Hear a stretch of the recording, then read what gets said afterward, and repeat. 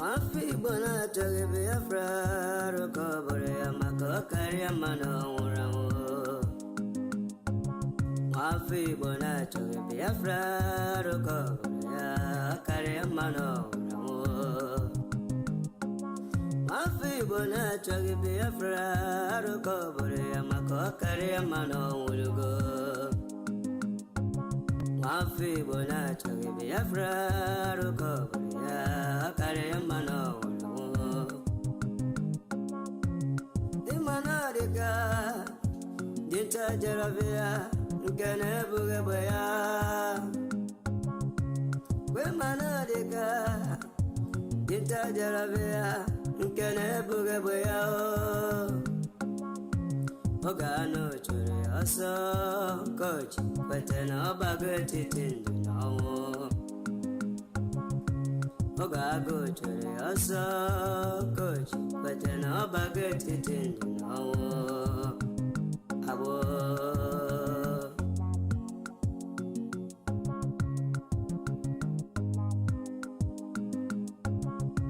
Brother Masikwala, Makine, Sirika, Kiweri, Sigiro, Basabo.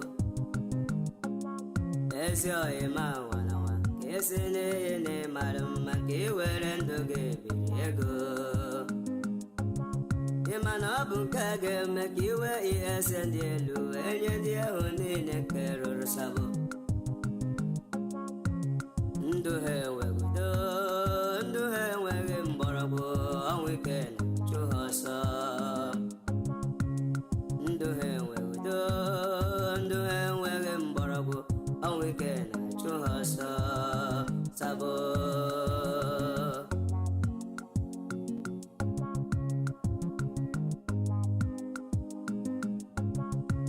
Otutu alala nike, otutu uru nike, ni agbego kele ha Otutu alala nike, otutu uru nike, ni agbego kele ha Otu akoga de mbe Biafra ga bịa ọtụtụ ndị ga n'ụra Otu akoga de wo mbe Biafra ga bịaru ọtụtụ ndị ga n'ụra Obodo ọma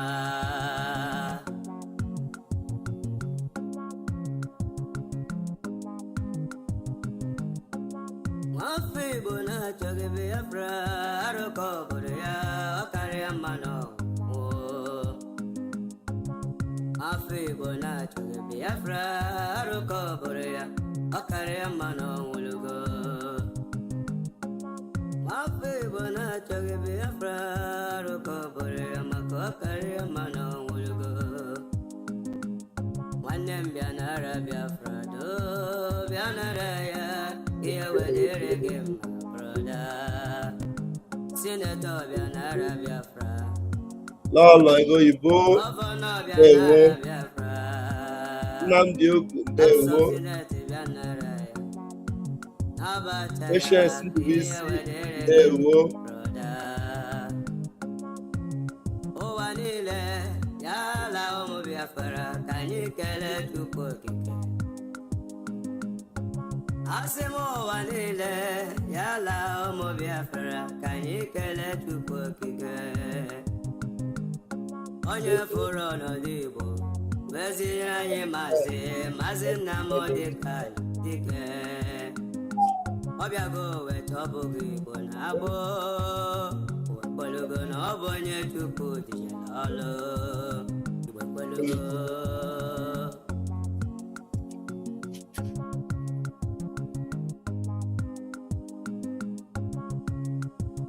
Ndum si na Chukwu akara ka m si na Chukwu na bụrụ Victoria Nwankwo Ndum si na Chukwu akara ka m si na Chukwu na bụrụ Victoria Nwankwo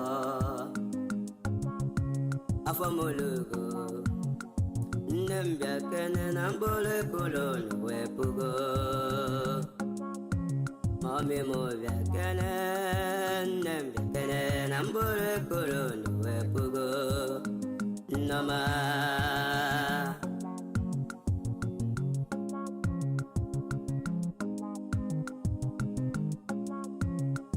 Anyala wala na launke chuku kwera inankwa. Anyala wala na launke chuku kosiranye.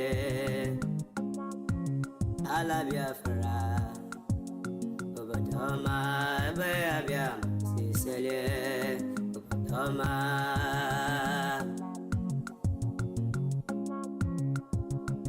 All right.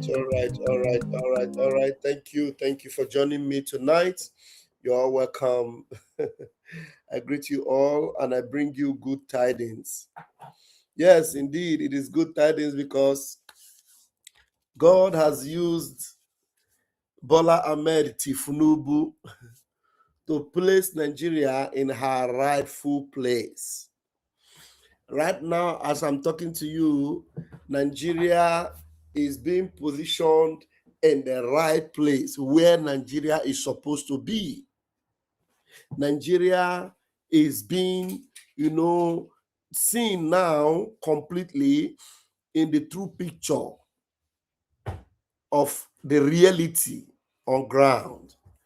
Gone are the days of propaganda, gone are the days of lies, gone are the days of deceit, gone are the days of telling people, giant of Africa, this, that of Africa, rich Nigeria, great Nigeria, powerful Nigeria. Those days are gone. Nigeria is now seen and known for what it is, a terrorist country, God-forsaken country, a disgraced country. Now, some of the news I'm seeing and from the blogs where I'm seeing them, it gives me joy that it is no longer coming from us. It gives me joy. Mazi Nnamdi Kanu is no longer broadcasting. Masa Moneta is no longer broadcasting. Even most of us from IPOB, Brigi, we hardly even broadcast. We are just getting updates left, right, and center. I was seeing the news. In fact, I just saw it now. I didn't even know that. In fact, our brother Marcel Okocha he's even trying so much, devoting all his time for updates. In a day, he does more than 6 to 7 videos. The updates are coming so much. Nigeria is in the light that is supposed to be. Gone are those days of deceit and lies. I saw the news. Malami being detained by EFCC. I know that one is Malami being detained by EFCC. Who the person that controls EFCC is Malami and Tinubu and all those people. But for the fact that that one is even coming in the news, and the reason why they say they are detaining him is for terrorism. Malami being detained by EFCC for terrorism. The news is coming everywhere. And this one is the one that's gladdened my heart. There is a blogging channel on X. It is called Africa. That blog is Africa. That's their name. They blog everything about Africa. Everything about Africa. Because it is Pan-African blogger. Pan-African.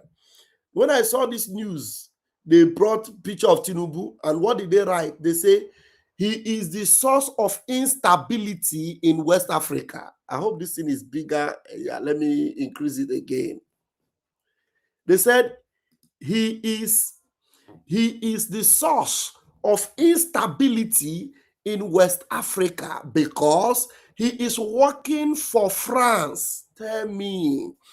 Before now, wetin concern Nigeria concern France.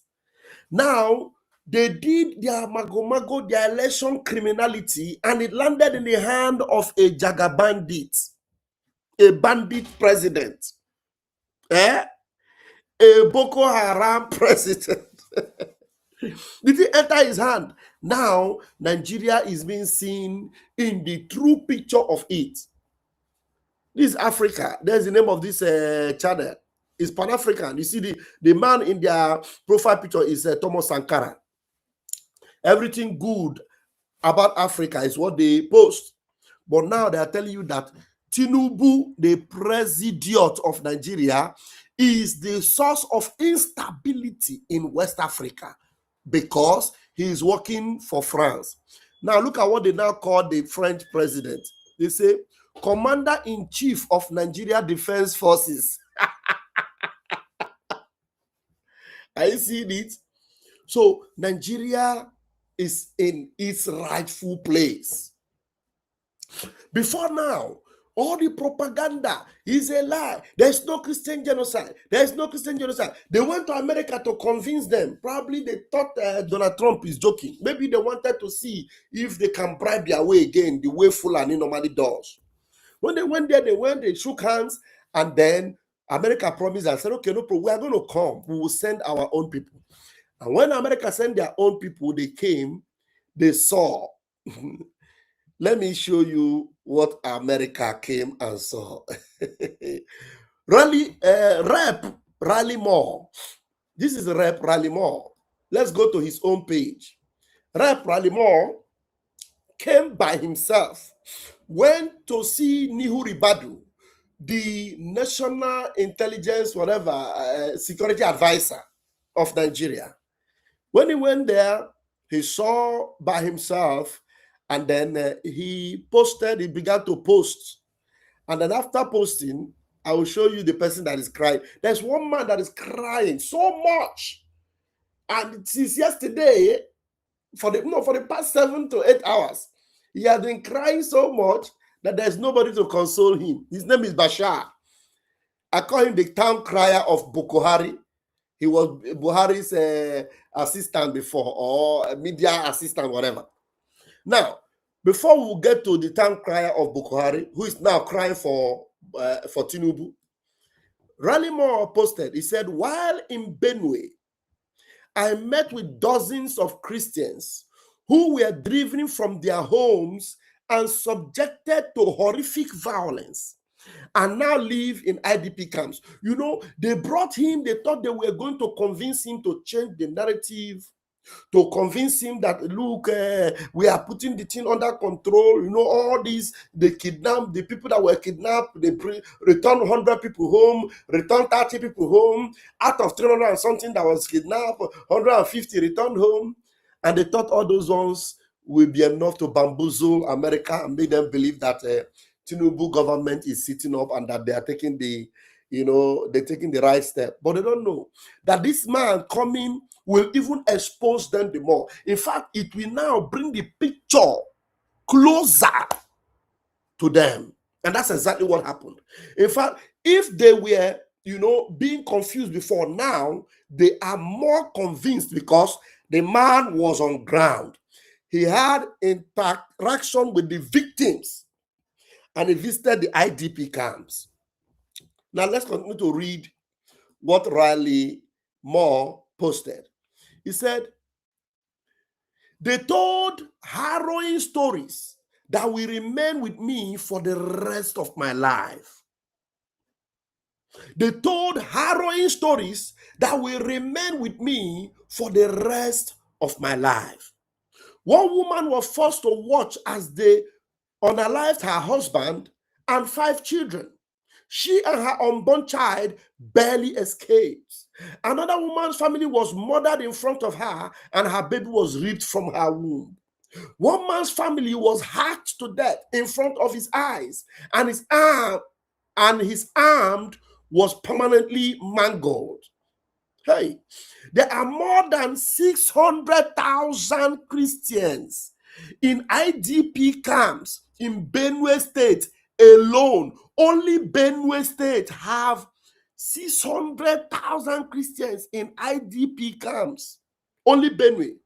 He's not talking about Zamfara. He's not talking about Plateau. He's not talking about Jos. Only Zamfara alone. Only Benue alone.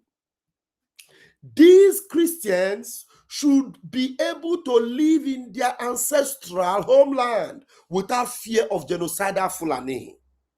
And I am happy he mentioned it without fear of genocidal Fulani. So America is now aware completely, and it is now obvious. The man came, he saw that the problem is genocidal Fulani. The same thing for which they are locking Mazi Nnamdi Kanu up. That he said all these things earlier on.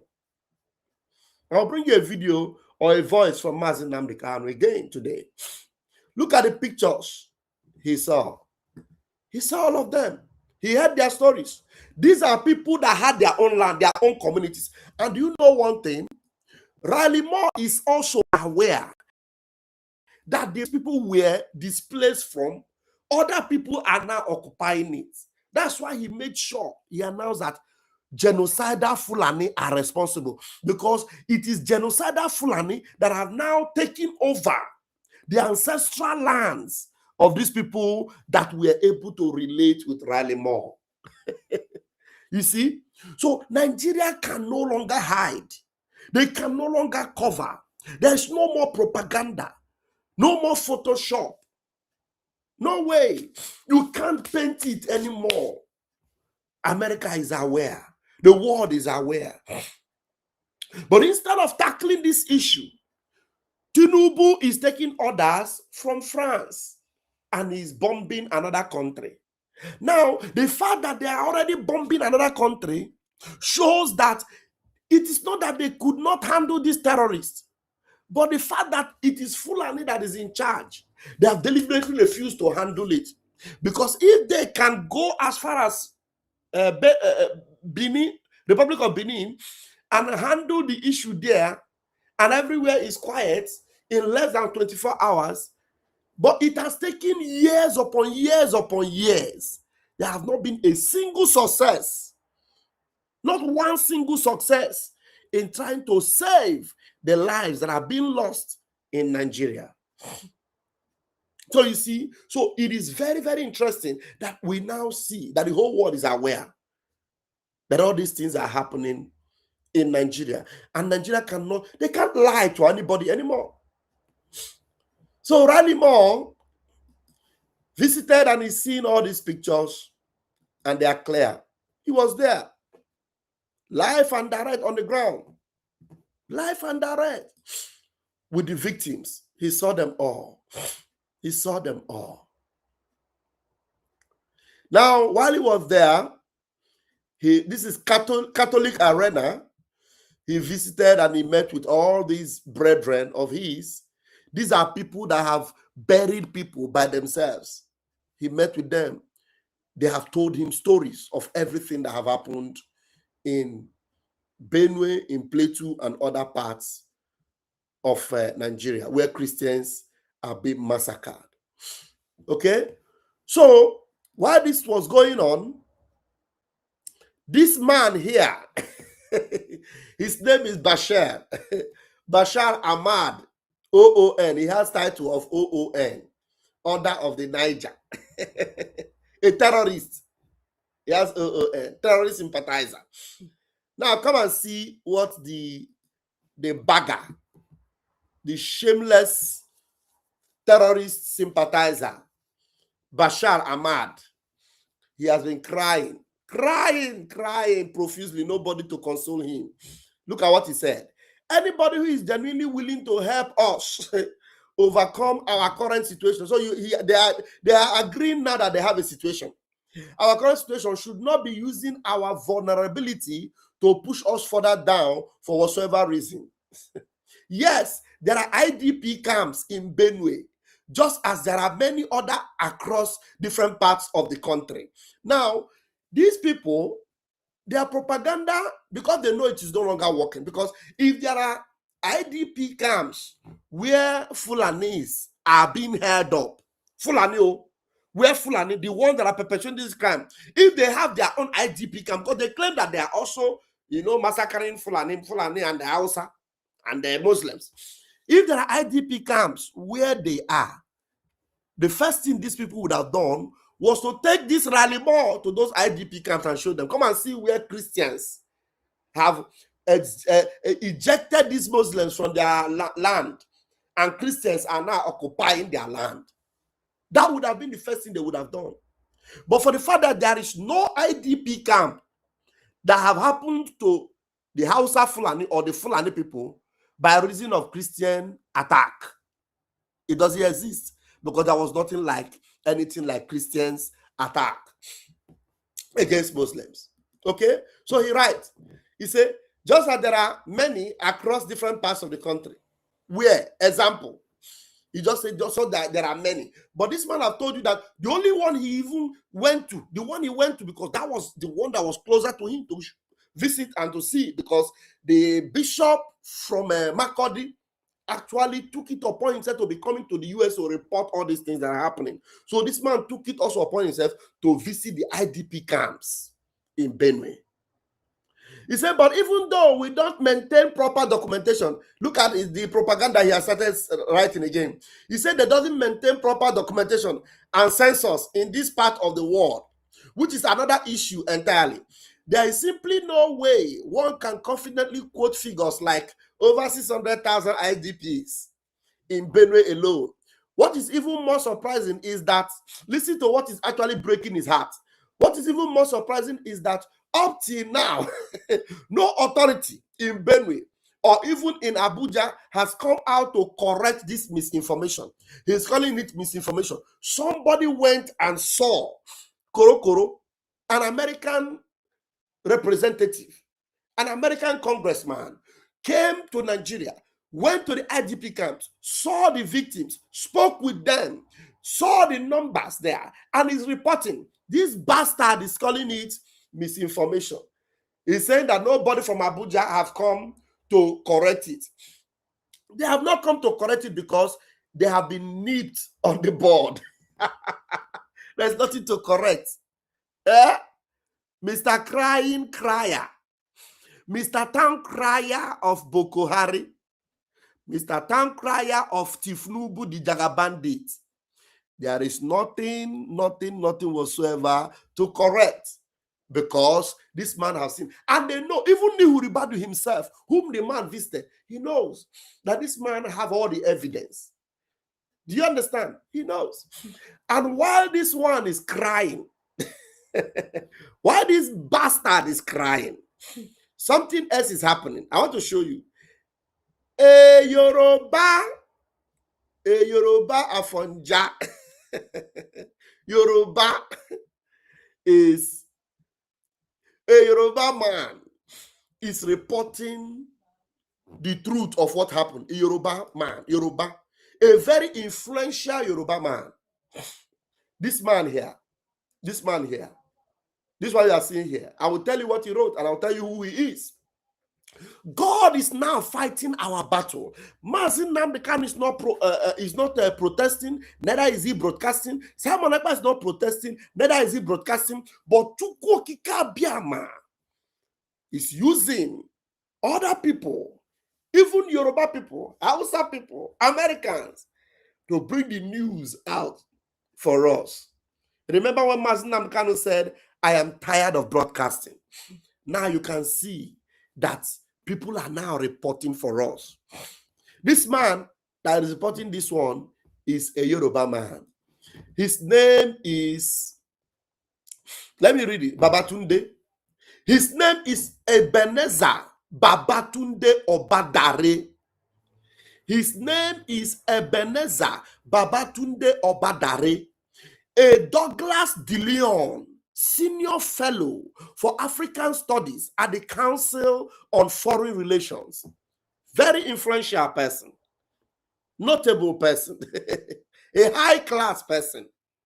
A senior fellow for African Studies at the Council on Foreign Relations.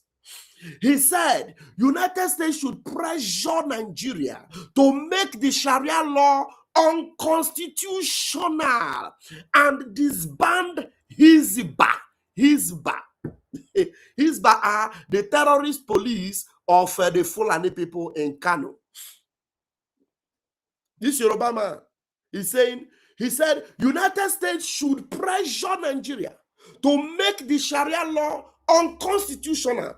So before now, The United States is aware, and that's why they gave it as a condition for Nigeria. Before anything, you will say you are willing to do something. First and foremost, Sharia law must be removed. I know that is where the problem lies, because they would, to remove Sharia law means that Nigeria need to break. Everybody must go their separate ways, because if you want to run a Sharia law, you cannot run it in Nigeria.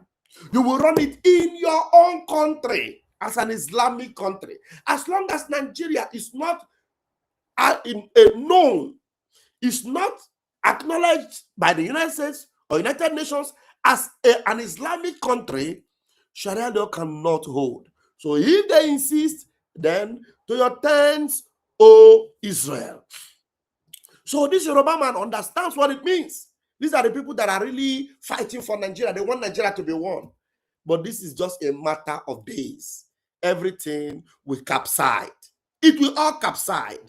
He said United States should pressure Nigeria to make the Sharia law unconstitutional and to disband Hizbah.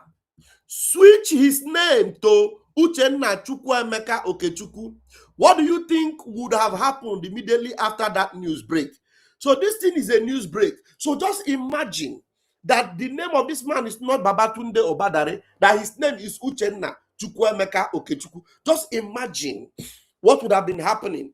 People like this Bashar and all of them, people like Onanuga, Bayo Onanuga and the rest of them, including Gumi, would have been making noise on the social media everywhere. But no, his name is Babatunde. That's his name, Babatunde. Still waiting for the ethnic profiling of Abadare's ethnic group. It won't happen because he is not Biafra, he is not IPOB. Reminds me of the loud silence and zero outrage that followed the release of those coup plotters' names. In Igbo hate, Nigeria's unity shines the brightest. Imagine if we were natural born fighters and achievers.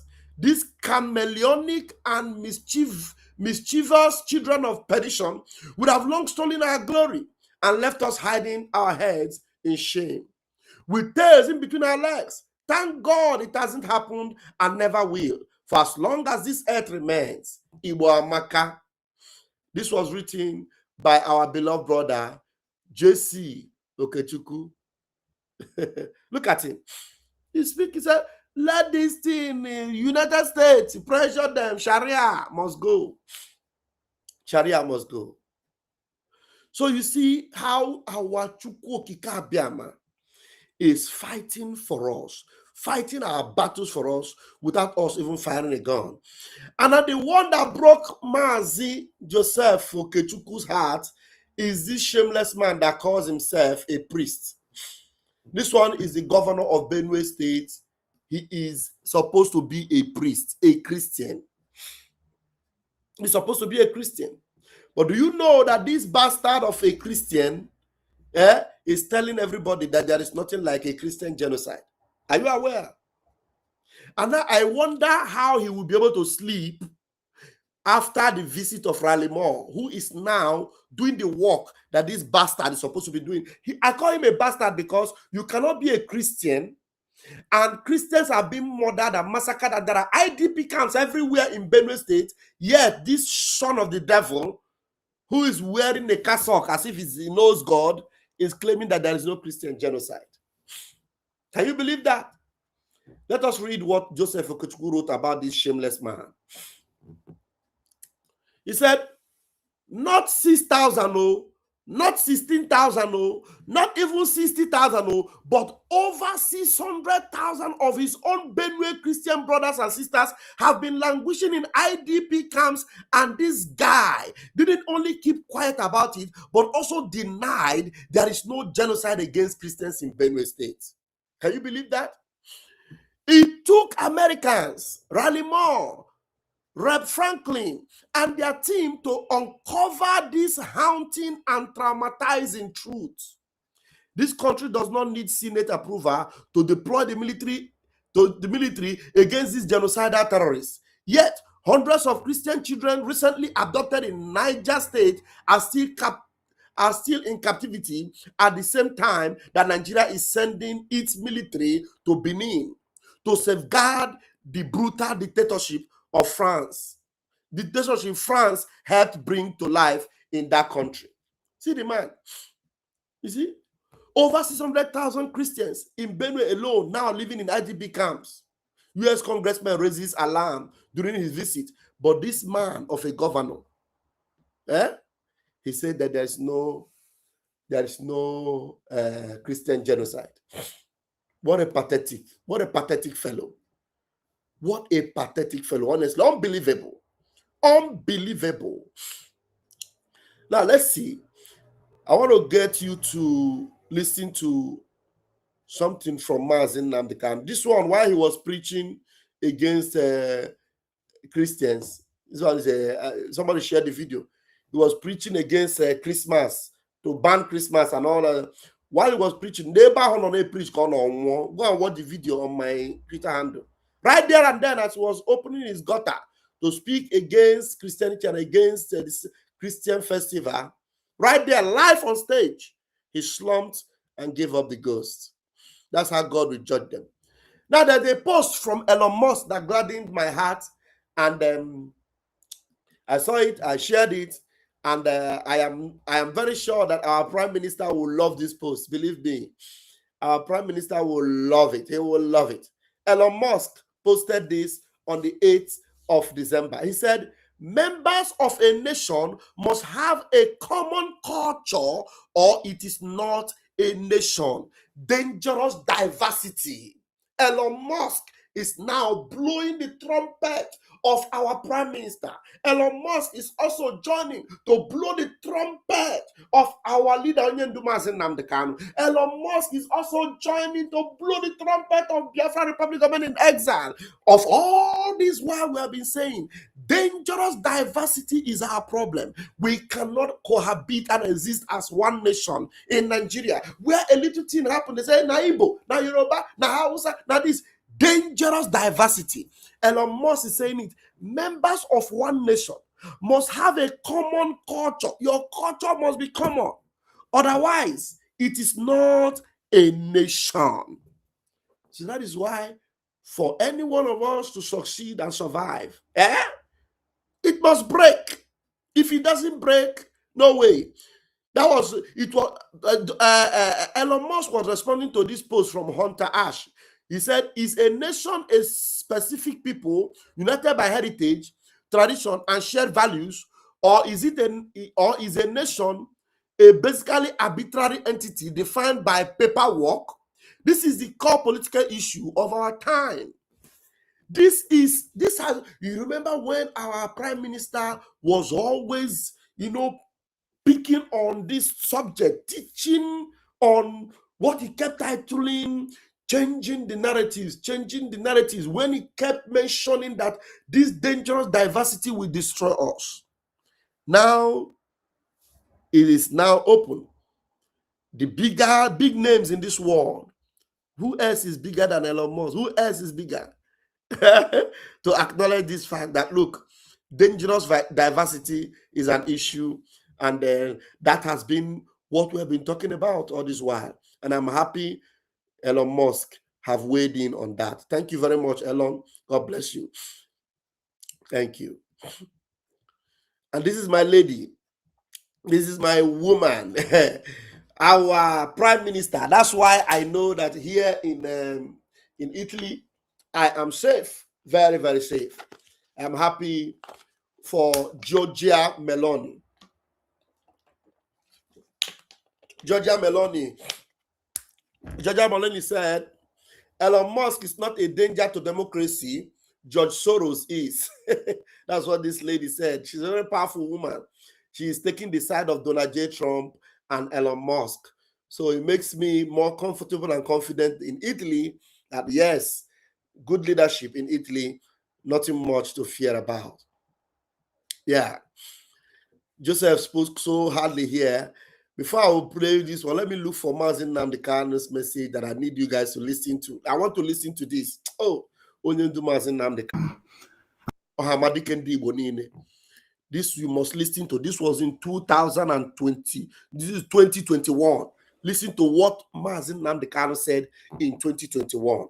Please hear this. You raped my mother, you abducted my sister, you killed my father in a farm. And I'm telling you, you can no longer stay in that farm anymore.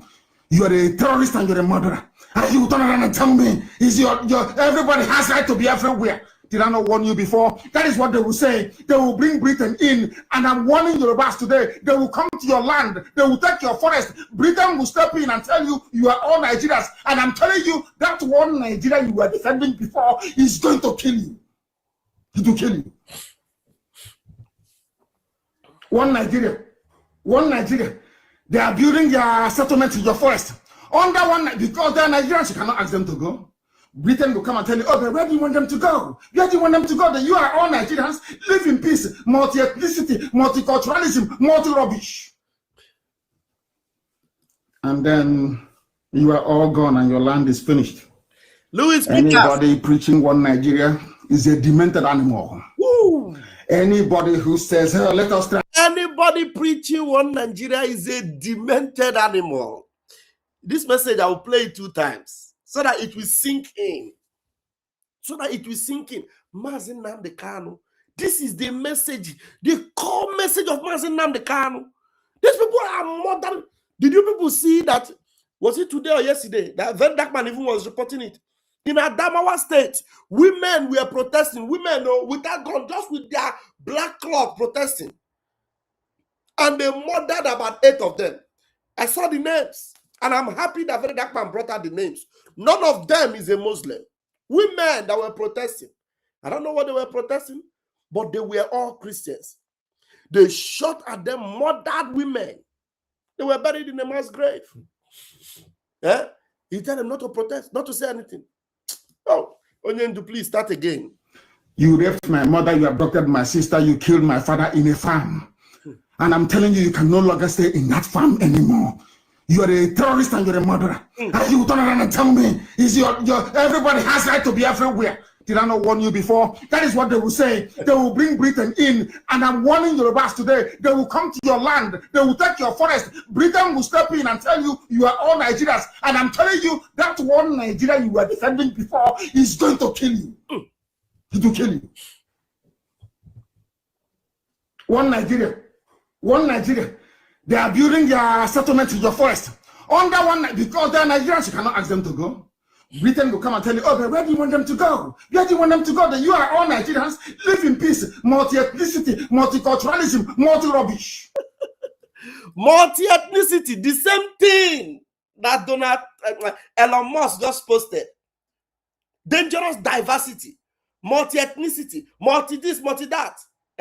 Our diversity, in our diversity is our strength. Is a lie. There is no nation in this world that has strength in anything diversity. Is a lie. Multi-ethnicity, multi-this, multi-that. Mazi Nnamdi Kanu have been saying this for years. For years. For years, he's been saying it. Because they are Nigerians, you cannot ask them to go.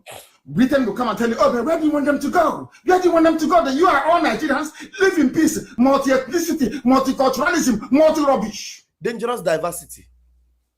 And then you are all gone and your land is finished. Anybody preaching one Nigeria is a demented animal. Anybody who says... There's something I observed, I don't know whether you observe it. And this is the reason why they don't like him. Can you feel the anger with which he's speaking this truth? Can you feel the passion with which he's speaking this truth? Can you feel the determination with which he's speaking this truth? Can you feel the uncompromising attitude? The deliberate, intention with which he's hammering on this truth. The pain. He's speaking the truth from his pain. I am in my farm. You come and murder me, rape my mother, rape my daughters. And I tell you, you cannot be in that farm anymore. You need to leave. You tell me that I have no right to chase you out of there. Just imagine, see the way he's speaking. And I tell you, anybody that says there is one Nigeria is a demented animal. The passion. You can feel the pain he has. Preaching this truth to people. And this is the reason why they call him a terrorist. Are you following? and your land is finished. Anybody preaching one Nigeria is a demented animal. Anybody who says, oh, let us try and save the world, that person is a fool. I challenge them to a debate anytime, any day. I will demolish them. What did Shoyinka say? Shoyinka said, the war has come to us. Shoyinka, hope you people saw the video of Shoyinka that I played in the morning. You saw it? Shoyinka, now his eyes are opening. Shoyinka to the extent Shoyinka is now also confronting Tinubu's son, indirectly confronting Tinubu. But he cannot openly tell Tinubu that your government have destroyed Nigeria. Your government have wrecked everywhere. Even Shoyinka was against their mistreatment of Mazi Nnamdi Kanu. He told them that there's no case there. They have no rights. He said it. He has said it. We've played that video on our platforms. Wole Shoyinka. And yet, Tinubu is stiff-necked. Going on with Mazi Nnamdi Kanu detention. Going on with Mazi Nnamdi Kanu persecution. Not knowing that the more you are persecuting Mazi Nnamdi Kanu, the more you are going down the drain. The more you are recklessly being thrown under the pit. Because Mazi Nnamdi Kanu is a savior. If you admit him, he will be a savior to you. If you punish him, you will perish for that reason. Because he has no evil intention against anybody. Wole Soyinka, listen to what Mazi Nnamdi Kanu was saying about Wole Soyinka here. Today, Wole Soyinka is crying, complaining. Shoyinka said, the war has come to us. Okay. I want to play it for you so you will understand what I'm saying. People don't actually reason or think properly. These are defenders of one Nigeria. It was Shoyinka that helped to bring that idiot called Buhari into power in the first place, although the baboon is dead. Shoyinka was, when we were telling him, he was speaking grammar. English, and both those with meaning and those without meaning. After all that grammar, what happened? I want to play for you what the man said. I want to play so you can listen and listen very well. Exactly what I said many years ago. They said he's a warmonger. He's mongering for war. What he's saying is not true. He did not say the war. If you had seen the war, because I did not say the war, I should die as a slave in the zoo. I want to play it that the world may listen. These are the so-called intelligentsia intellectual. At the end of the day, behind all this grammar is emptiness. There is nothing in it. Empty. Absolutely nothing. That is devoid of common sense. When we were telling them, they said, no. Now listen, please, very, very carefully. Listen. So what do they expect of us now? Who are us? Now that this war is on our doorstep. Of course they have. What did he say? Shoyinka, Wole Soyinka, a Nobel laureate, said, the war is on our doorstep. Who brought the war? People in this, how do you do this? Who brought the war that Wole Soyinka is talking about? He was in his house. And, he likes a bit of cucumber and carrot and cabbage for salad. Those of us that have boarded aircraft before, we like a bit of salad. So in your back garden, you put carrots, in your backyard. His carrot was clashing with the Fulani cattle. They came and they ate his carrot and his cabbage. And he's speaking English. He is saying that they brought the war to my house. Who brought the war? I want to ask. So Shoyinka was only crying because they ate his carrot and cabbages. But in Benue, they are massacring people. They have chased them out of their home. But just because they ate his carrot and cabbage and cucumber, he was crying. They brought the war to his doorstep. Nnamdi Kanu, your sense of humor. They eat up his carrot and cabbages. He was crying that they have brought the war to his doorstep. But people have lost their communities. People have lost their mothers. People have lost their children. People have lost their arms and legs. People have lost everything. Everything. Some of these people, they have had their children in IDP camps, and some of their children are 16 years old, 13 years old, 12 years old, they don't even know how their ancestral land looks like because they were born in IDP camp. Are you following? IDP camps. That's where they were born. So what their parents are now telling them is stories.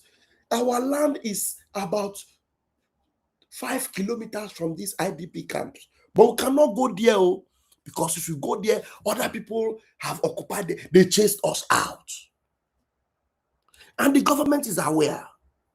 What will it take for you to go there, handle those terrorists that have occupied those ancestral land that belongs to these people, and return them back to their land? I learned that in Borno State, the governor is begging the people that ran for their lives to come back, and he will pay them 500. He wants to pay them 500,000 to come home and die.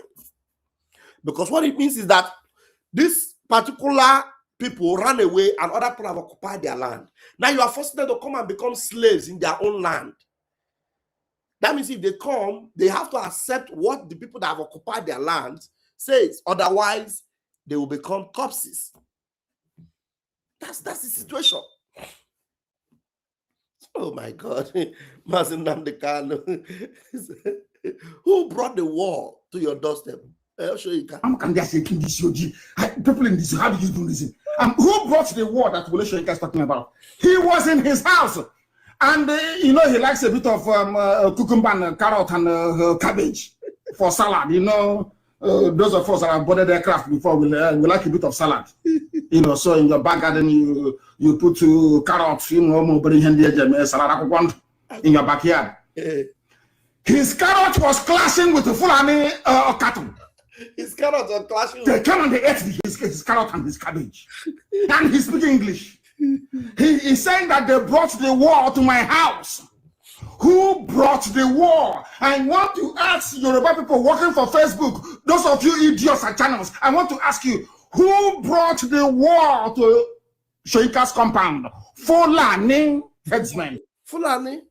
Who brought the war? Fulani. And today, an American congressman have come to confirm it. He wrote back and reported to Donald Trump that yes, what Mazi Nnamdi Kanu said is true. It is Fulani. Fulani that brought the war. It's Fulani. There is a very emotional message from someone that I want us to listen to. This is when Very Dark Man was in that other place. I want us to listen to this. Is a long, about 12 minutes. This man, in a satiric message, or in a message that he is speaking in riddles, or somehow, trying to make you understand that, look, why do you hate Mazi Nnamdi Kanu? But he is telling you that he hates Mazi Nnamdi Kanu, but that hate is actually like that he loved Mazi Nnamdi Kanu in a way. But I don't know how else do I explain this. I may not be able to explain it very well until you listen to it. This is a very powerful message from this man. I don't know who this man is. He says, Mazi Nnamdi Kanu, remember, the federal government of Nigeria's intention regarding Mazi Nnamdi Kanu is to stop his message, not the messenger. Therefore, never be tired of speaking out against injustice and the humiliation of humanity, particularly in Igbo. This was written by Amy. Yeah, this Amy makes a lot of posts, and I appreciate what he does. Let me listen to this 12 minutes, and it will worth the while for you. Just listen to it, and then it is actually mind-blowing what this brother said here. Let's go. Private chats and messages asking me why I hate Nnamdi Kanu. And having taken a deep thought into it, I've searched my soul and I asked myself the same question. Why do I hate Nnamdi Kanu? And I have to be very honest with you, my audience and my friends who have raised these concerns and questions. I hate Nnamdi Kanu because I do not understand how a man who was comfortable in the United Kingdom, had everything coming for him, could sacrifice his happiness, that of his children and his wife, and even sacrifice his parents and a lot of loved friends that we have known over the years. Some of these friends traveled with him to Nigeria and they were in his village. And most of them were tied down right inside his house. And I remember when the army started shooting, I placed a call to him, to a friend, because I couldn't get him on phone. And I asked them, I said, these guys are about attacking your house and your father's compound. Can you find a way of escape? And the guy who took the phone to him, and I could hear Nnamdi Kanu right inside the house there saying that he is not going anywhere, that he will stay there and die with his people. And finally, I think they managed to rescue him out of that building by force, and the rest is history. But then I began to think deeply, why I hate Nnamdi Kanu. How can somebody call 80 million people to reason, to tell them, to warn them about impending danger, and they despise him so much? How can somebody educate the Hausa people who joined the Fulanis in 1967 to kill 3 million of our people? How can he be talking about the Benue people and the Plateau who stopped the train coming from the north and removed our people and tied them? How can he want to defend the people who killed Kaduna and Zogu? I just could not understand it. I just could not understand how Nnamdi Kanu was able to find 132 settlements of the jihadists, of the terrorists in our territory. And he was calling everybody that had ears to hear that these people have started taking positions around our riverbirds, and that an attack was imminent. The governors heard him say it. The elders of Igbo land heard him say it. The shameful senators then, they heard him. The House of Reps, people from the southeast, the clergy, everybody heard when Nnamdi was calling. But nobody paid heed to him. Everybody abandoned him. I could not understand how Nnamdi Kanu, knowing fully well that his followers, who were just only holding a flag and a song, were all died right in front of people, in front of children, in front of women. Mothers were crying all over Igbo land as their sons and daughters were displayed on police jeeps and police helices as they were drowned in mud water to drink the mud water. I just could not understand how such a person could go board a plane and went back to Nigeria and was arrested because he wanted to save his people. Nnamdi Kanu might have used certain languages that are unacceptable to certain people. But one thing that I hated Nnamdi Kanu for was his love for humanity, his love for justice, his love for equity, his love for understanding, his love for truth. And I remember him saying something which has always been in my heart up to today. He said, no matter how many people believe in a lie, that it will never change to become truth. And what is happening today? The lies that we've told ourselves since 1960, believed by over 200 and something million people. Has the lie become truth today? No. All over Nigeria, we are seeing the failing of every infrastructure, every agency, every government department. There is a massive overhaul, over 100% failure in structure, in process and procedures. Nigeria is collapsing right before our eyes. Nnamdi Kanu warned. He talked about the migration of these people who will come to claim that they own Nigeria. Nnamdi Kanu talked about the people who, the Easterners in the military. He told them that they will be targets. And look at what happened with Oba. He was mowed down. He was spied. Disgracefully, a general in the army. And I begin to wonder something. If Oba was Musa, if Oba was Bola, and he was killed, maybe in any part of Igbo land, or the eastern part of Nigeria, will there be anybody left in that village? When nobody was killed, only that ESN was defending the forests, they went into villages. They shot at everything that moved. Another thing that I hated Nnamdi Kanu for was when Buhari said that there were no Fulanis in our forest. I would have expected Nnamdi Kanu not to set up ESN, but to privately, secretly, set up a structure that would go into the forest and have a party with these same people that Buhari said they did not exist. Buhari wanted Ruga. He was pushing these people into our forest. There was a forensic analysis of all the settlement of these people in Igbo land. It was 132. We all saw it. The map was there. But what crime did Nnamdi Kanu commit? He committed a crime because he was expecting the cowards of Igbo land, the weak men in government, to set up a security structure that will deal with this impending doom. Instead, they wanted to buy Nnamdi, and not the people who had come to buy them.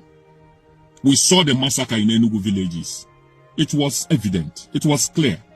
But the governor of Enugu State, who lacked erective testicular fortitude, could not even act. When he called on the 82 Division, they could not act. After the activity, they now went to protect the people against a reaction. Now, the terrorists in the north, they called them repentant. They suddenly became repentant. They were integrated into the army. Somebody even boasted, saying that these people can even become the president of Nigeria. And like in Julius Caesar, one of them even has become a president. Even if you want to call the person a vice, a third vice, a second man, a second lady, whatever name you want to go by it. But we've seen these same people who sponsored the terrorists in Nigeria holding critical positions. You can imagine a terrorist will come out of the forest with his AK-47. He will have a meeting with the government, and then they will say he's become repentant. They will now officially give him a gun. This is one thing why I hate Nnamdi Kanu for. Because Nnamdi Kanu saw these things coming. And then Nnamdi Kanu, instead of him to just keep quiet, go into his house, take a bottle of beer and sleep, he kept on from night to day. He was in Radio Biafra, speaking, calling, shouting, crying. He had no hate for anybody, any tribe. He only had hate for injustice. He only had hate for lack of equity.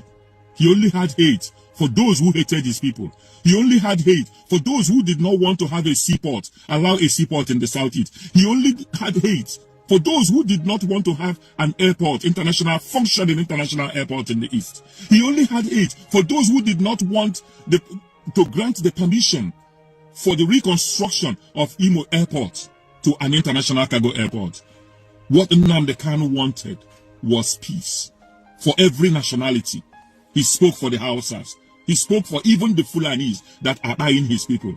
He spoke for the Yorubas. He spoke out for their, even when they had their own agitation.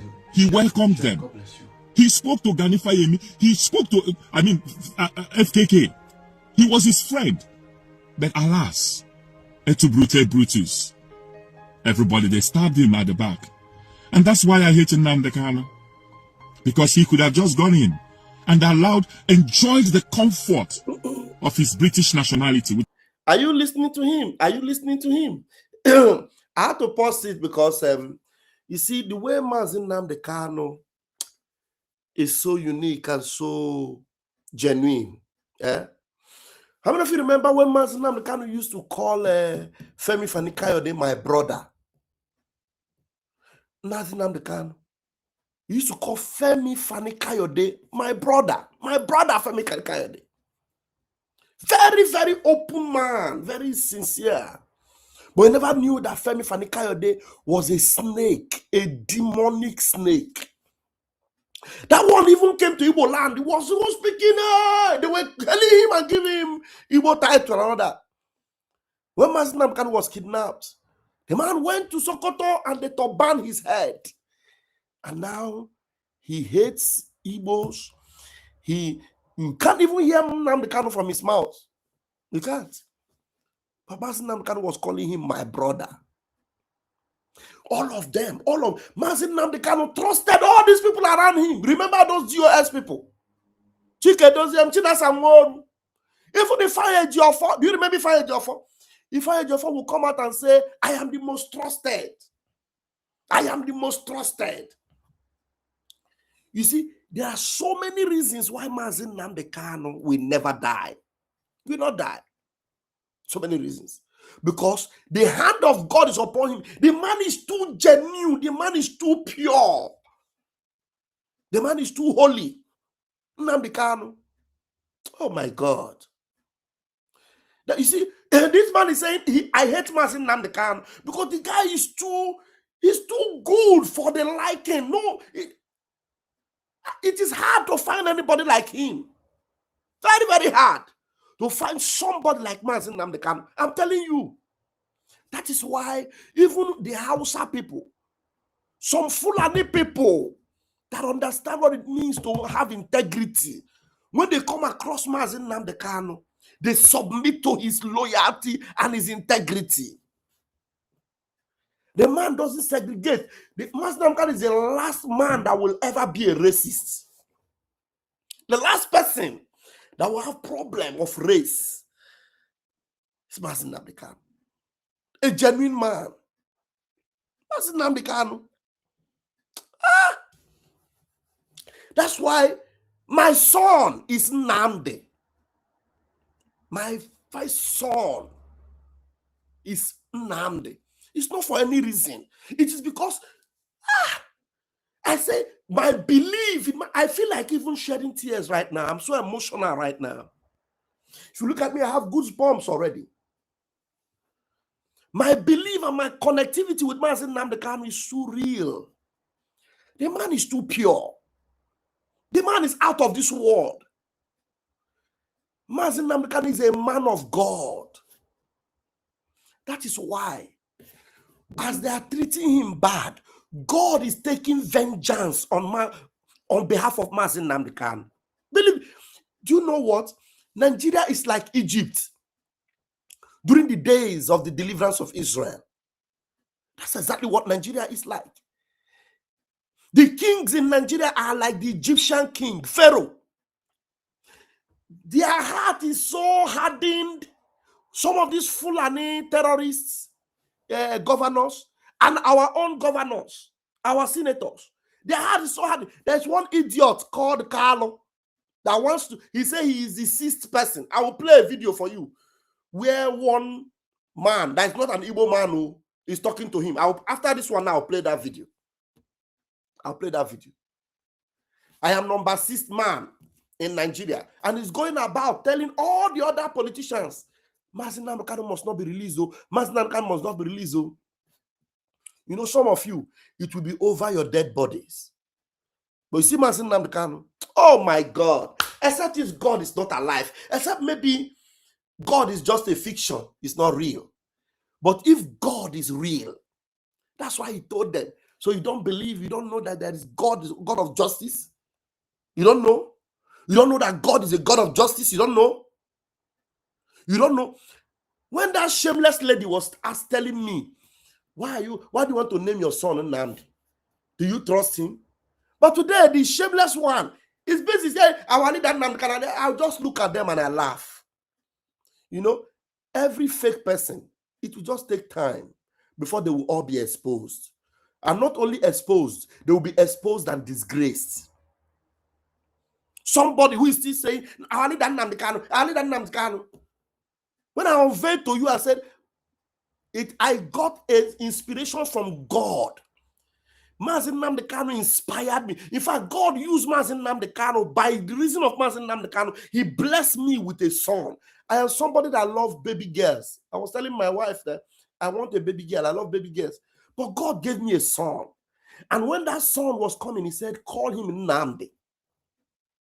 It's because of Nnamdi Kanu. I'm telling you, it's because of Nnamdi Kanu. The spirit of Nnamdi Kanu is living in my son, Nnamdi. He brought love and joy and peace to my heart. And I tell you, Mazi Nnamdi Kanu will lay hands on him. I will make sure Mazi Nnamdi Kanu will bless him and transfer that grace and anointing into my son. He's going to be a great boy. He's going to be a great boy. You see this man? Don't joke with him. People that joke with Mazi Nnamdi Kanu, hey, Chineke mere unu ebere. You are an Igbo man. Iwo onye Igbo.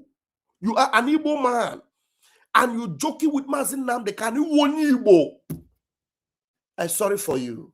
Honestly, I'm sorry for you. Because this man, that's why this man is just eulogizing and telling you the reason I hate Mazin Nnamdi Kanu. He's telling you that what this man have done, none of you will be able to do it. And yet, till today, you people are just rejecting him. You behave as if he doesn't exist. You behave as if he goes today that you will be able to move on without him. We cannot move on without him. Oh. I'm telling you. That's why we must move with him. That's why our Prime Minister said, I stand with him and I will help him. Let's listen to this man. Spoke for even the Fulanis that are buying his people. He spoke for the Yorubas. He spoke out for their, even when they had their own agitation, he welcomed them. He spoke to Gani Fayemi. He spoke to, FKK. He was his friend. But alas, et tu brute Brutus. Everybody, they stabbed him at the back. And that's why I hate Nnamdi Kanu. Because he could have just gone in and enjoyed the comfort of his British nationality with his children. Very brilliant son that is doing well.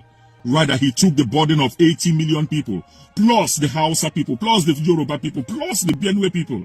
He cried for them. He wanted justice for all nationality. He wanted Nigeria to function. At the time, he demonstrated for good governance in Nigeria.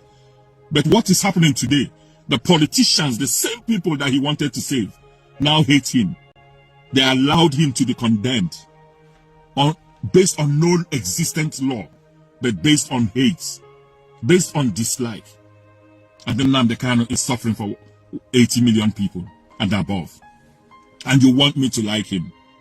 I do not like Nnamdi Kanu. I hate him for the sacrifice that he has made, which I don't think I have the courage and the tenacity to do. But let Chukwu Okike Abiyama, the supreme God of Ndi, will be the judge. And let him decide the fate of men. But will all of us that adore him, will we ever forget him? No. Will we ever say in our hearts that there was no man called Nnamdi Kanu? There was a brave man, a hero of his people, a speaker of his people, a man like no other man, a man who told us never to be afraid in the presence of our enemies, that we must be brave. And that braveness is what the Igbo people need. That braveness is what the Yorubas, the Hausas need to confront our common enemy. We are not our common enemies. The common enemies are there. They are the ones who fly around with siren. But because they have used tribalism to hold us, to hold you people to ransom, you cannot think beyond your immediate environment. And you think the Igbo man is your enemy. And that is why I hate Nnamdi Kanu. Because he tries to call your conscience to reality. Let us keep killing our heroes, and we expect freedom, we expect justice, equity. Under which law was Nnamdi Kanu found guilty? Under the law of tribalism, under the law of xenophobics, under the law of hatred for a people that have done nothing to anybody, a people who have always been the victim since 1967. But Chukwu Okike Abiyama hears the voice of the one calling in the wilderness, releasing Nnamdi Kanu, for he has done nothing to you. Deep, isn't it? Very deep. Let me bring that video I told you guys I will bring for you of the man that was talking to that shameless idiot that calls himself Carl. Let's bring this. This is the video. This video. Listen carefully. Yes, my message to you, Benjamin Kalu, the National Assembly. If you see this message is not for you. Benjamin Kalu, you are a rebellion and a betrayer, brother. You are boasting all around that you are the number 6 man in the nation. Then you fail to understand what Nnamdi Kanu is fighting for will help you. You are telling other governors and other officials from the East region not to support the movement of release Nnamdi Kanu. I want you to tell me in any way whether Nnamdi Kanu sleep with your wife when you hate Nnamdi Kanu for your own selfish interest, for your political career. You know that when Nnamdi Kanu is being released, there is no space and chance for you in the East. That is why you compromise. They are pushing money for you people, allocation for you people to step back for Nnamdi Kanu. You say you are the number 6 man in this country. Are you not seeing Gumi? You say you are the number 6 man in this country. Are you not seeing your number 2 man is a terrorist? You say you are the number 6 man in this country. Are you blind? Are you not seeing your national security agency, how they are compromising important terrorists to this nation? You say you are the number 6 man in the country. Are you deaf and dumb? When the Fulani herdsmen, the Gumi boys and the Meitiala boys and Gumi, and when they buy Reverend Father for Enugu and burn churches, where were you? I am talking to you, Benjamin Kalu. Benjamin Kalu, you are a traitor. The people of the East are not looking to your direction. Me, myself, I'm looking to your direction. I fish out something. You people are making jest of Nnamdi Kanu. You are making the predicament of Nnamdi Kanu to succeed to take care of yourself and travel to other countries. A country that you people refuse to repair. Una go run, leave and go to another country where una not repair. Nigeria passport is now useless to the other nation. Because why? We have a terrorist leader. Benjamin Kalu, you fail to do the right thing, but you dey boast you are the number 6 man. You are incompetent. National Assembly, you are incompetent. Benjamin Kalu, Assembly can just send this message for you.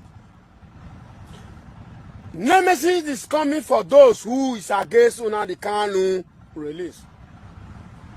Nnamdi Kanu do nothing to the nation. Nnamdi Kanu was not being arrested with any possession of any ammunition or rifle, even knife when they take the cut meat. But I see no reason because of your own political interest. You people are just against Nnamdi Kanu. Nnamdi Kanu is a patriotic Nigeria or patriotic Biafra who want the best for the people. Any person that buy person in the name of Biafra, that one is a pure terrorist. They are the what? Saboteur who is trying to scandal what Nnamdi Kanu is building. So now I want to ask you, Benjamin Kalu, again any person, even though when they meet weapon for your hand, will be not an eye. When they go arrest, he go stay for prison, reach 5 years. When Nnamdi Kanu did so. So Nnamdi Kanu is your enemy. You stay behind. You say you are the number 6 man. You refuse to speak for your brother who want you to be secure and the people of the East region to be secured. You say nobody should come outside for protest. Everybody, any person when they carry, when they buy, they don't buy land. Benjamin Kalu, you are a rebellion. You are a failure to the people of the East. You are a failure to the people of Biafra. Everybody say, are you sure say Biafra go hold? Before you know, waiting go get head. Now like this is the be. Government, Nigeria government, push Biafra, make Biafra go their own. If they not succeed, they not survive, you not consign now. Una no say yeah, Biafra go survive, they go make am. That is why una see the whole Nnamdi Kanu. They no say everything go do okay. When Biafra come, everything go do okay. They not go lack anything. They get waiting, go make them. They get resources. Now the resources una they try to make sure una go with third Nnamdi Kanu on detention unlawfully. Meitiala is moving here and there, who is negotiating with bandits, who is importing terrorists to the nation. But una keep Nnamdi Kanu there. Where Nnamdi Kanu measure and say there is a way, or we should negotiate with terrorists that have been buying people in the nation. Where? But you say you are the number 6 person. Una gang up with the governors and other senators with our own selfish interest. Una say make them not release una the Kanu. If let's say Beatrice say or na Beatrice sit down on top the release of una the Kanu, wait una the way for. Can't all the whole governor and you that call yourself number 6 man, can't two people gang up together and strike down? If they strike down, say may they shut down anything when they come outside from east. Do you think they will not release it on the Kanu? But no, una no want to, because why? Una know what una the Kanu go fit do. If una the Kanu come outside, all una selfish interest, it go block. That's why una gang up, plan with the northern governors and other to keep una the Kanu. Now what I know now they tell una so. So my message to you, Benjamin Kalu, are you trying to tell me that you will receive Gumi, who is a terrorist, than Nnamdi Kanu, who is agitating for a betterment of Biafra, for a betterment of this nation? I say, make I just ask you. I just dey look you since. I see what you do during the protest. You are against it. So you want to receive Gumi, Shetiman, Ametiala, Ali Sharif, you are embracing them, congratulating them for the insecurity well done, for their job well done. Every prophecy that Nnamdi Kanu have said for the past, now they happen now.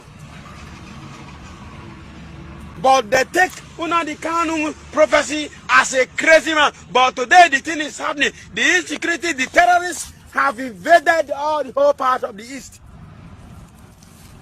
They have invaded all the whole part of the south. They have invaded all the whole part in the west. They have invaded all the whole part of the middle belt. Nnamdi Kanu stated this before this time. It didn't happen. So are you trying to tell me Nnamdi Kanu is a failure? Oh, Benjamin Kanu, you are a failure and a traitor. Duru Warika, now me tell you. You the craze for what you they do. Make una just they keep Nnamdi Kanu there. Una want make it stay there. Una go inject and small. Before you come outside, you go just back. Una begin the clap hand. Hey, Benjamin Kanu, now your matter I see you. Now you supposed to work with the lawyers for Nnamdi Kanu to be released, because it's an unlawful detention. Even Boko Haram, when they meet a love weapon for hand, they still put them for prison. Within 2 years, they don't release them. But Nnamdi Kanu, they keep on there because they know what he can produce after he was being released. I say, make I just send this message to you, Benjamin Kalu. You are a traitor. They are a rebellion to the people of Biafra. You are a betrayer. Your selfish interest go wound you one day. I say, make I tell you, say, Nemesis is go catch up with you. By the time people, when they dey for your back, they make you, they speak, say you be number 6 man, they don't finish, then you go know what you do yourself. Nonsense man. Wicked and betrayer brother who betray Nnamdi Kanu. Rubbish. Nice one. Nice one. Nice one. Let me quickly re-echo this one from Nosonkwa. Onye ọbụla bụ onye Igbo na-tinye na-ewepụ ka a hapụ ịtọhapụ Nnamdi Kanu. Igwe Kalụ Ụmụnọha gbuo ogu, Amadioha gbuo ogu, Arụsị Ọgbaga gbuo ogu, Arụsị Ọkụzụ gbuo ogu, Arụsị Ọkịja gbuo ogu, Arụsị enwere n'ala Igbo gbuo ogu, Okike Abịama kpọọ gị ọkụ.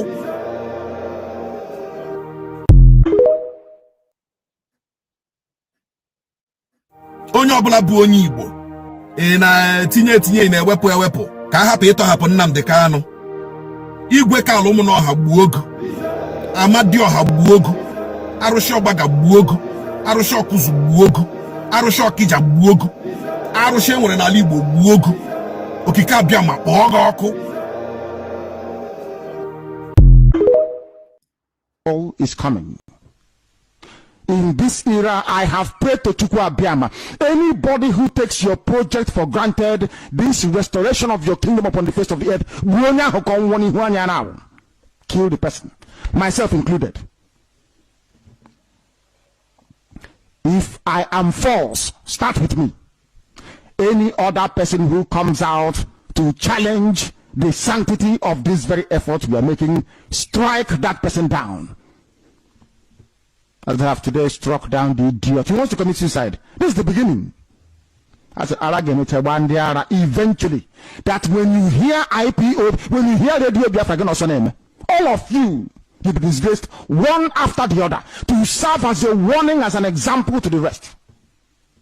That Chukwu Okike Abiyama asked us to come.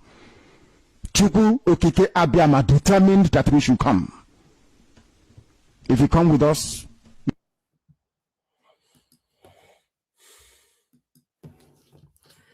that's it.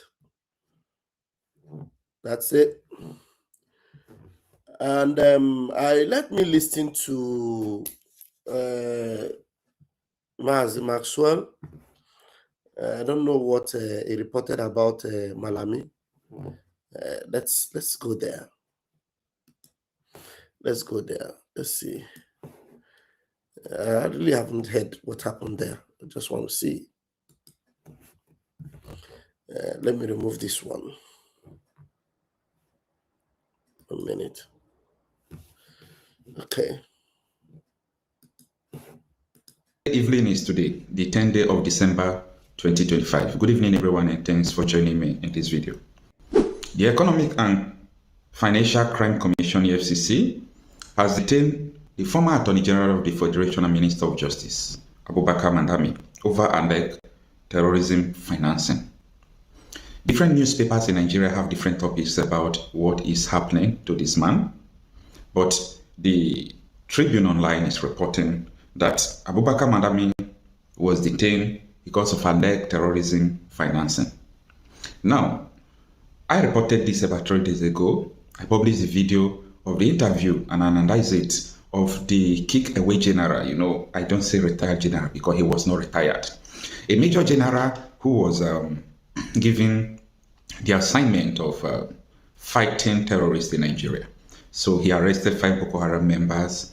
He started collaborating with the international community, and he brought so many people to book. And during this time was the time, if you remember, in September 15, 2021, United Arab Emirates, list of terror financiers flooded the whole internet space in Nigeria. The man that did it was kicked away. They kicked him out. So he did not retire, no retirement benefit, a major general. And he stepped on toe because he said on Arise News that he linked 2 terrorists who are financing terror on Abubakar Malami's office. He linked 2 to the Chief of Army Staff, Brutai. But these issues are going to get interesting, a few days to come.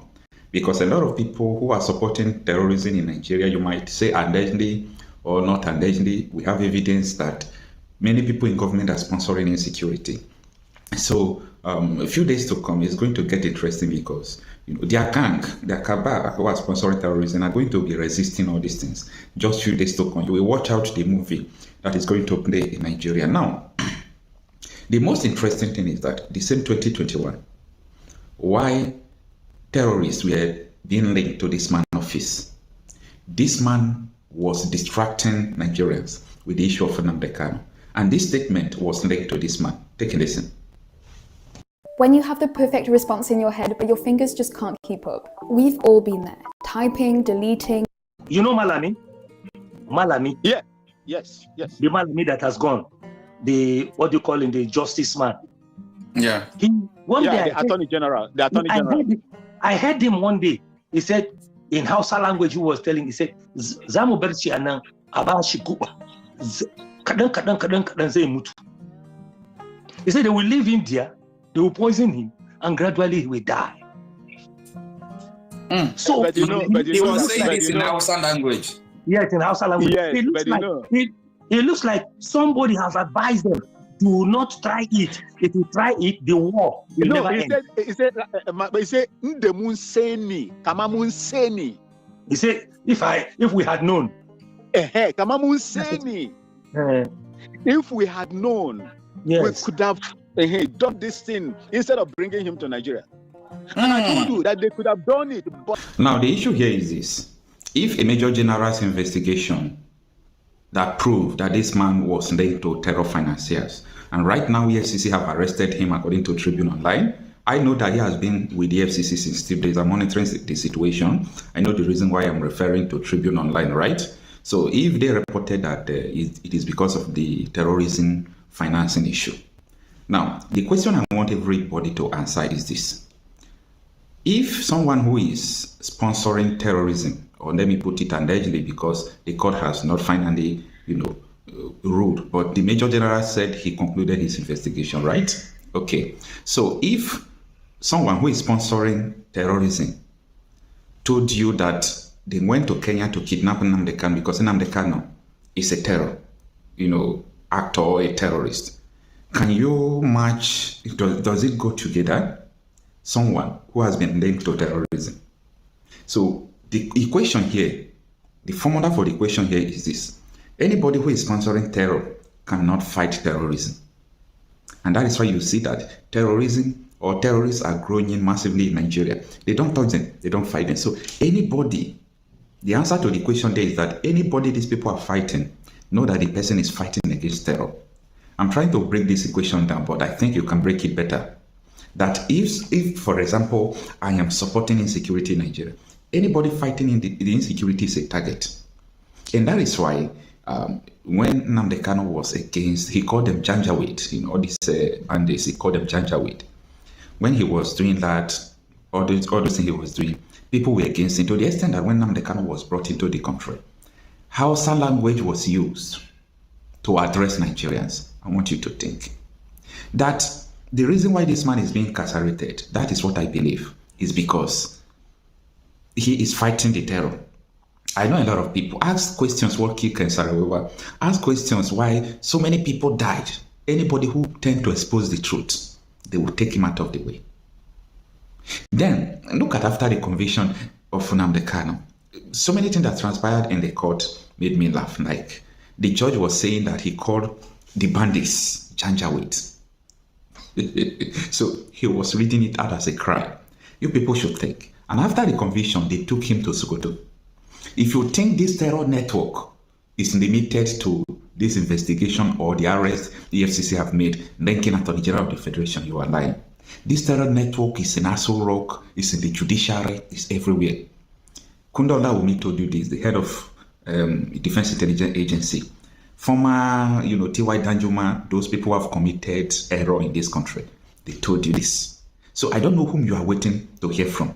This man, my brother, I will not call him brother, he's another state man, Irabo, former chief of defense staff under Buhari. Recently on Chinese television, he said politicians are sponsoring terrorists. So I want you to think, this thing is not going to end in this way. A lot of people have been misguided, a lot of people have made a lot of mistakes, thinking that the government will solve the issue of insecurity. Anytime the government pronounce something about insecurity, I laugh. You know why I'm laughing? That thing is not the solution. Yeah. Anything they are pronouncing is not the solution. The solution is this. Why did you people imported these terrorists to start with? If you can solve this puzzle, that APC government, the coalition of Tinubu and Buhari, they are ACN and CPC to form APC. They imported terrorists into this country and they admitted, if you can solve that puzzle, then we can start talking. Without that, everything you are talking is rubbish because the people who sponsor the terrorists are in power. Do you want them to stop it? After all, they don't have any intention to do that. So whatever they are telling you, it is what they call deception. Anyway, for those of you who did not listen to the Major General's interview, I want you to pay attention. And if you have listened to it before, I want you to also pay attention because I had, even me personally, I had to listen to this video like 5 times before I got the details that Il nuovo supermercato di Bluey! Oh, è enorme! E fa un sacco di suoni! I am working on now. So pay attention. Let me get into terror financing and then I'll come to the OSW you talked about. Yeah. For you, successive administrations have paid lip service to unmasking prominent Nigerians allegedly financing terror and oil theft. Why do you hold this view? Allegedly so. And do you know, one would ask whether you know them. If true, what do you think is responsible for the past administration's attitude, regarding this so-called financiers of terror? Okay, thank you very much again for this brilliant question. Now, let me, relate to my experience, right, as the commander of the Operation Service Wide, which was an intelligence-driven outfit. Now, like I said, we picked the main leaders and other facilitators, financiers, sponsors, and this. And then we commenced investigation. By picked, you mean you arrested? Arrested, captured, arrest, Now, we picked them. That is, it was a collaborative effort, those elements that I mentioned.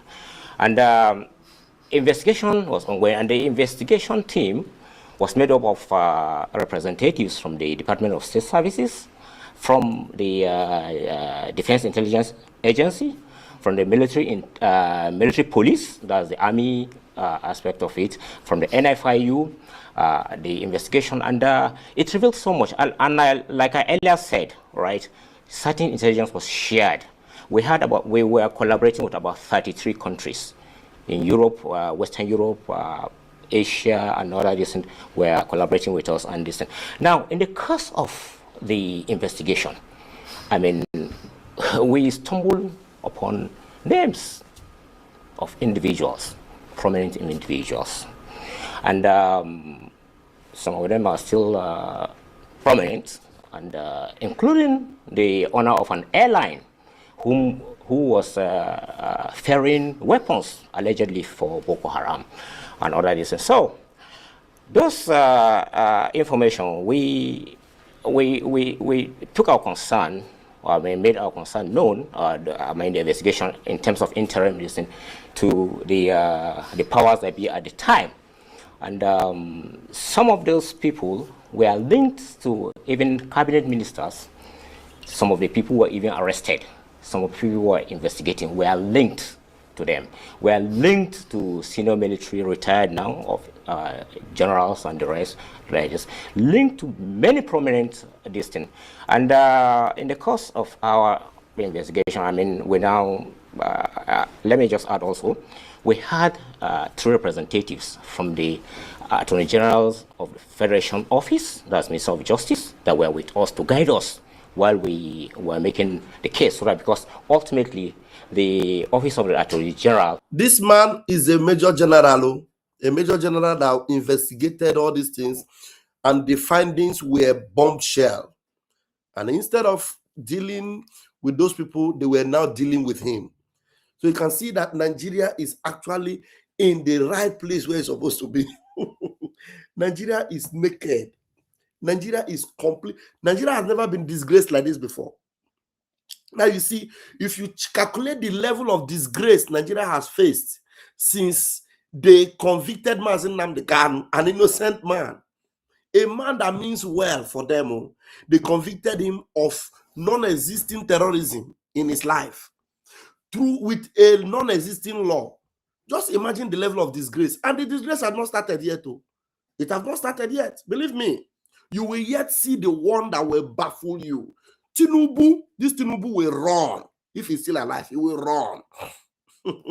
Was to prosecute those you arrest. Right. Now, but as the thing progressed, we started noticing some kind of how should I put it? We noticed some kind of hesitation. Things started coming up like, okay, some of these people, it to be difficult to pin terrorism financing on them, perhaps money laundering. Look, then you started getting some calls that some people, prominent that you should release, so person is not this and that, something. This. As the commander, I made my concern known to the president, late President Muhammad Buhari. I made it when I said, so listen, and I recall on one occasion, he stood up, very angry. He said, General, I appointed you as the commander of Operation Service Wide. You report to me and to me alone. That was his exact words to me. General Muhammad Buhari, a great man. I mean, of course, he had his shortcomings. I was very angry when the whole thing happened, and I mean, he didn't even raise a finger to this thing. But I later came to realize, you know, that perhaps he was misled. You say Tahiru devised a strategy, the late Chief of Army Staff, yes, to end terrorism in the north. Fill us in on this strategy. Is it being implemented now? I don't know whether that strategy is implemented. Before delving into that, let me just say that the military and other security agencies are doing fantastic work. They're doing their best. They have challenges. Perhaps I'll come to that later. I mean, they listen, but they are doing their best, and they have a lot of challenges. Now, the strategy is nothing fantastic to say. I mean, it was just sincerity. Now, we had the OSW, which was on, right? It's set up in 2020, year 2020. You actually headed the OSW, yes. And the mandate was to dismantle the terrorism financing network in order to fight against terrorism and insurgency. Will it be correct to say that you could not achieve that mandate? No, we achieved. Or that you failed? No, we achieved. Because we achieved to an extent. Because we arrested the leadership of the Boko Haram, just like I said, the leader. I don't want to mention his name because I'm not too sure, but I understand. I heard from the grapevine that he was released along with the 5 key guys. And that leader of Boko Haram, just like I said, the United Arab Emirates shared that intelligence with us. I know, with all this. And he was the one who even recruited the 6 individuals. They were jailed, 2 for life, 1 for 30 years, 1 for 20 years, another one for 10 years, and another one for 5 years, the 6 of them. He was the recruiter of this thing. And yet, right, that man I learned, he and the 5 other guys who had this thing were released. I don't know for what reason. I don't know what reason. They were never prosecuted, not to the best of my knowledge. I don't know whether they were released, but they were never prosecuted. So, you see, those were kind of the fear, if I may use that term or word, the fear that one has over what has happened right now in terms of the arrest of those leadership.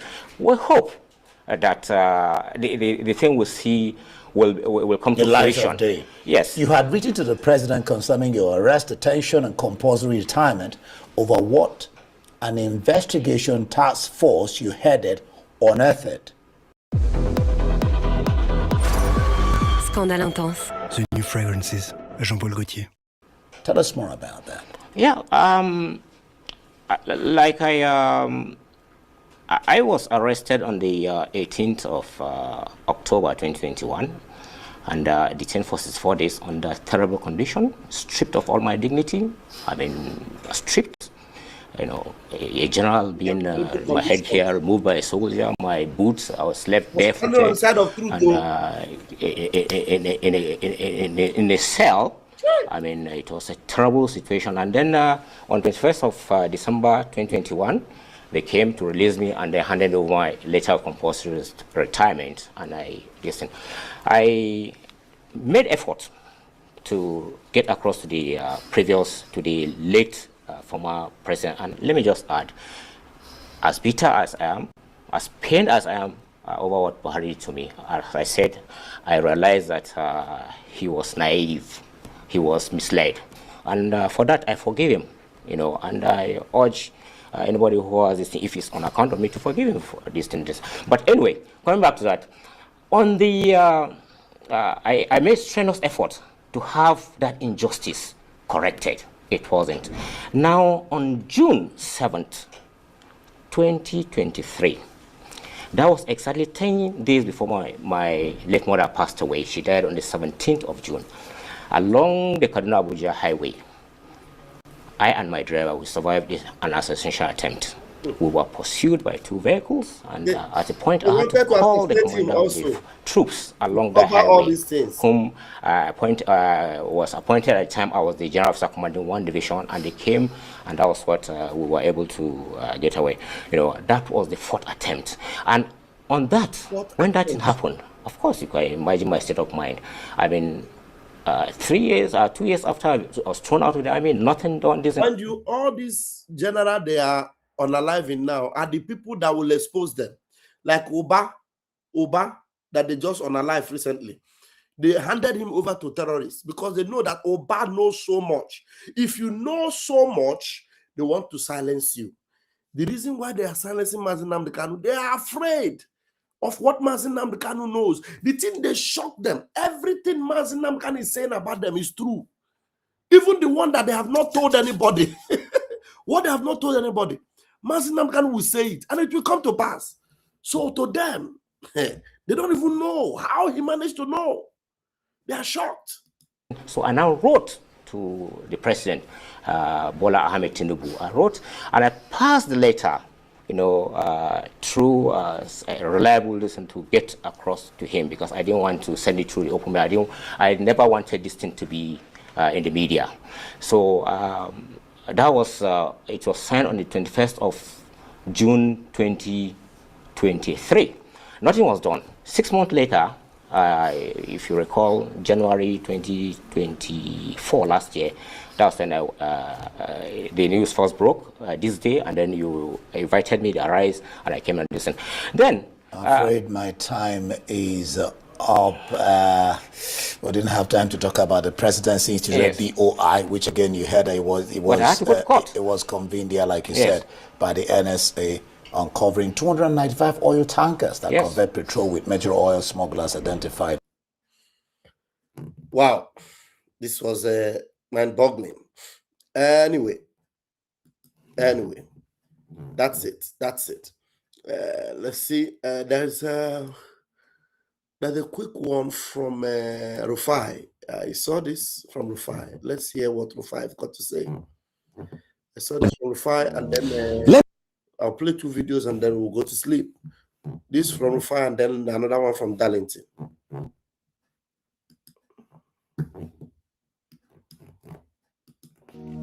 Let me quickly quash another lie we tell.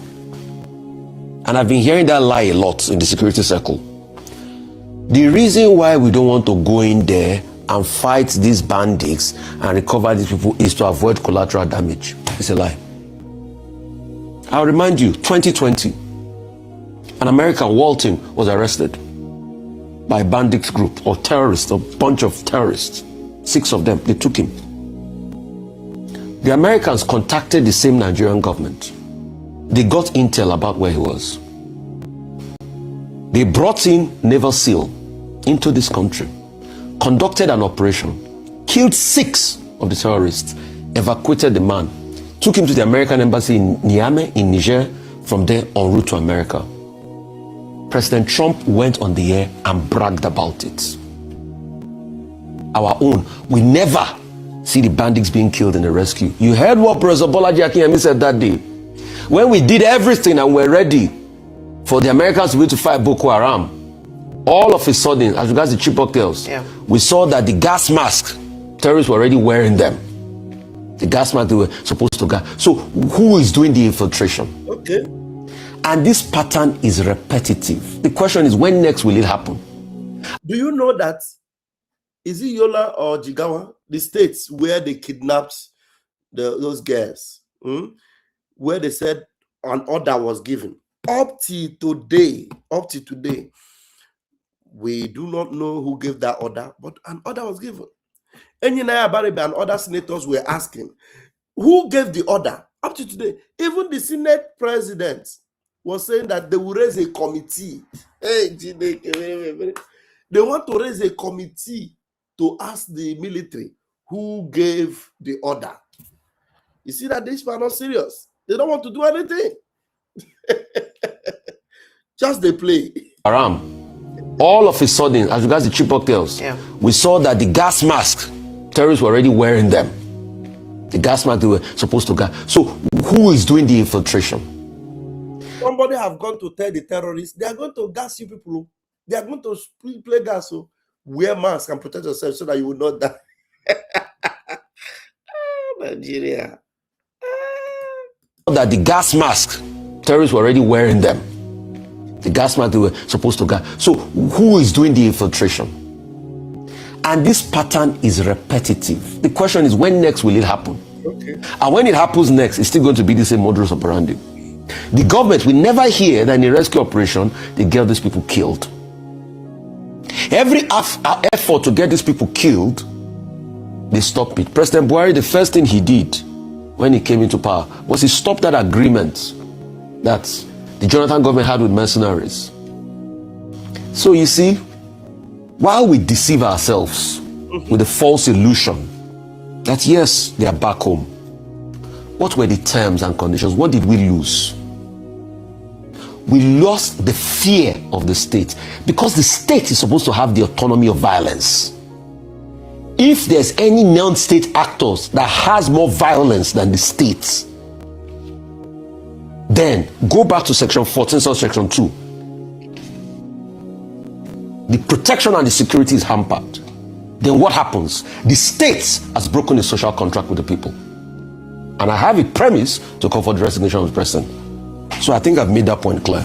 So while we celebrate, yes, but there's also shame.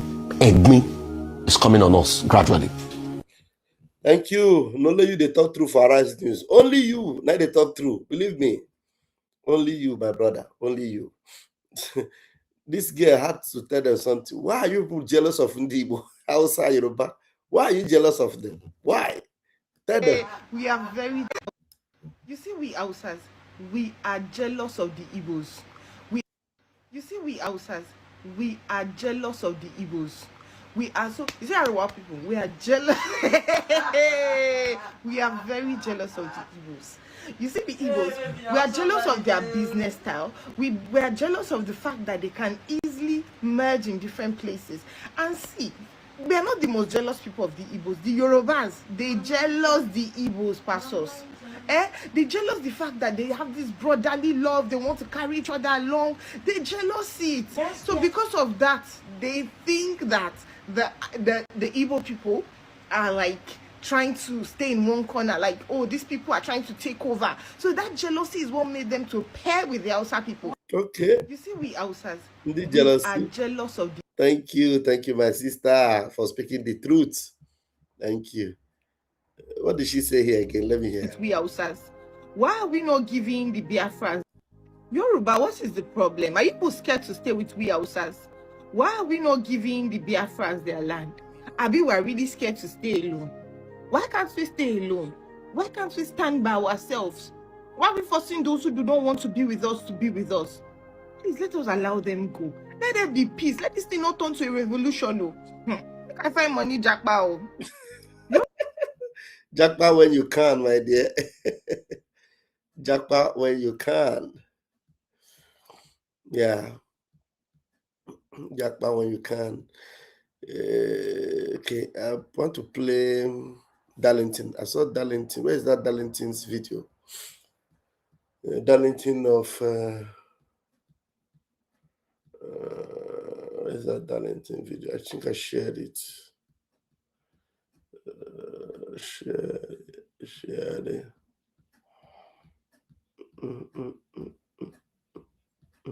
They said they have kidnapped Ngige. Is that true? I don't know. Breaking news: Dr. Chris Ngige allegedly kidnapped from his residence in Abuja. This is Afonja that reported it. Bolaji Feson Afonja, that they kidnapped Ngige. Who knows if it's true? Some other people were saying that it is EFCC that invited. Seriously. Anyway, let's listen to Darlington and then we'll call it a night. You know, the arrogance of the North over this insecurity is annoying me. Seriously.